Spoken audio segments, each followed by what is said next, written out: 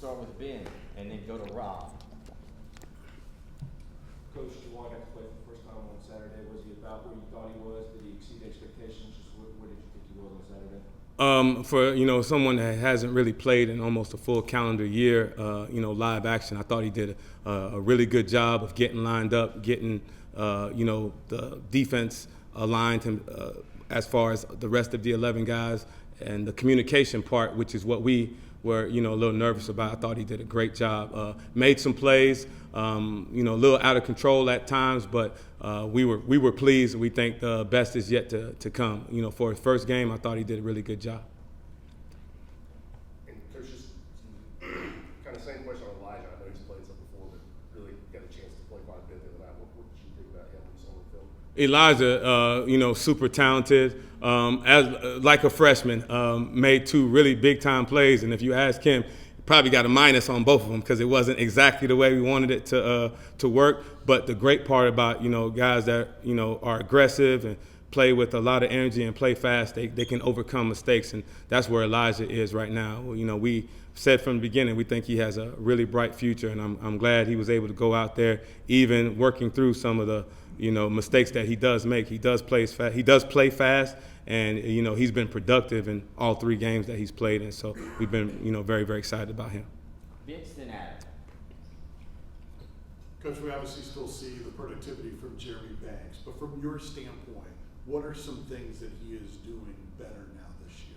I think that's playing under control. He's letting the game come to him a little more. I think Jeremy in the past was see it and kind of read on the run, and sometimes that got him in trouble when you were blessed with the athletic ability that he has that would maybe overrun the football or be out of position. I think he's done a much better job of reading and reacting and putting himself in position to make more plays. Jeremy playing under control is one of the best linebackers in the conference, and I think he's done that for the most part these first 3 games. We hear so much about Anthony Richardson that you have to continue in the pocket.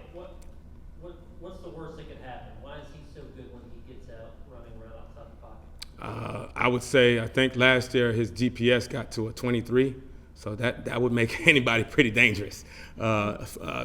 Great athlete, and not just a guy that runs fast. He can make moves in space, and has a live arm as a quarterback. So you have to respect his throwing ability. I mean, he's the total package.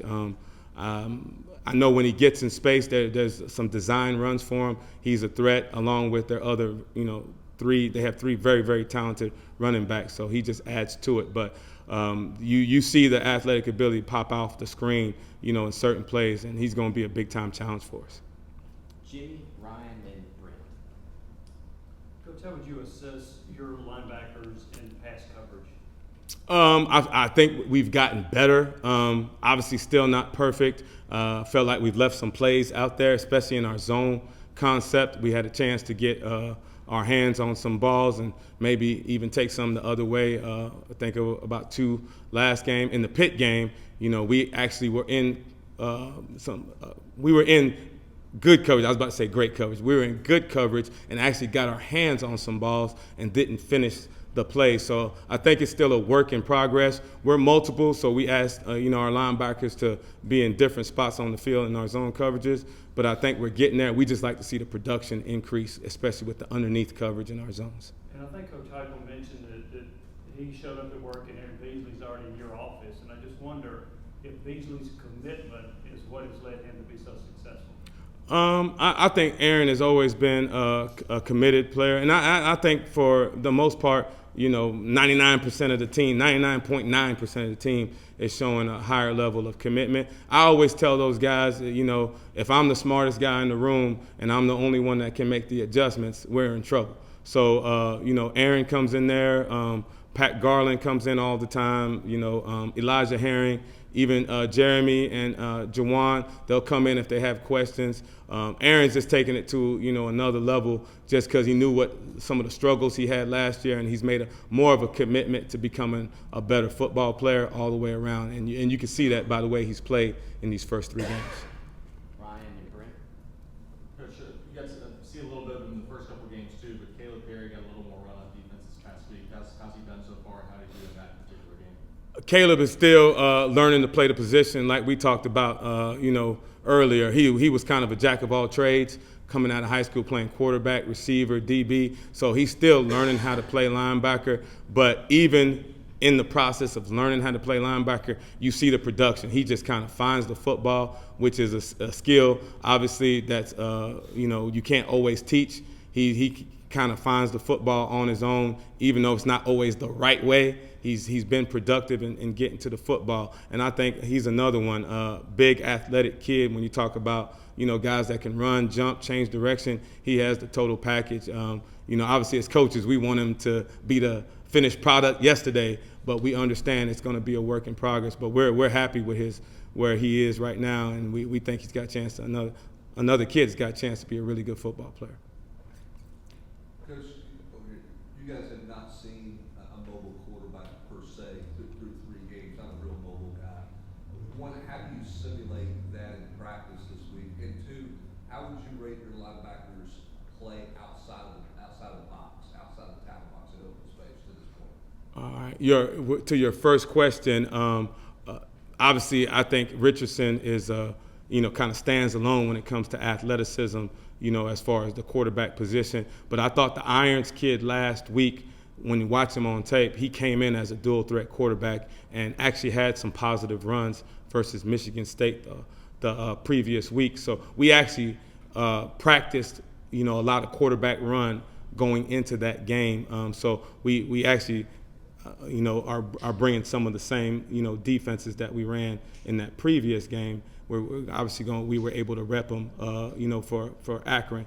Obviously, he did not run the ball a lot, whether it was through injury or whatever. He was more in a drop back phase. He didn't pull the ball as much, but we were prepared for it. And I just bring that up to say, with the talent that Richardson has, we've actually, feel like we're a week ahead as far as the actual quarterback running game. Now, obviously, he's a different animal, but some of the defenses and some of the fits we've prepared for. And as far as the linebackers, making, how they've played outside on the perimeter, I think we've done a good job. With offenses now and the spread, that the way that it challenges you from sideline to sideline, all those guys are going to have to make plays outside the box. I think we've done a good job, playing off blocks and tackling in space. I thought we've done a much better. Obviously, it's never going to be perfect, but I think we like where we're at right now. 2 more questions. Patrick and Vince. Coach, with having Jeremy and Aaron started all last season, they started the first 2 games this season, you bring Juwan kind of in and start him. How did you kind of handle that dynamic between those 3 guys with 2 starting spots, and how did they sort of handle that going into last week? They're all mature. When you get to a program and you build it the way we want to have it built, every week it should be a fight to see who's going to be a starter. No one is going to stand out over another one. And we look at it like we have 3 starters. We treat Aaron like he's a starter. I think he's earned that with some of the play that he's had in these first 3 weeks. But Juwan was the starter coming out of camp, so we wanted to make sure he got right back in the mix. And for us to be successful, all 3 of those guys are going to have to play like starters. So we don't look at it any different when either guy is on the field. And we had those. Everybody wants to start. Everybody wants to play every snap, and you want that type of competitiveness, and you want that kind of fire. Obviously, they can't, so we go about it that way, that we're going to play like we have 3 starters on the field. We'll finish with Vince.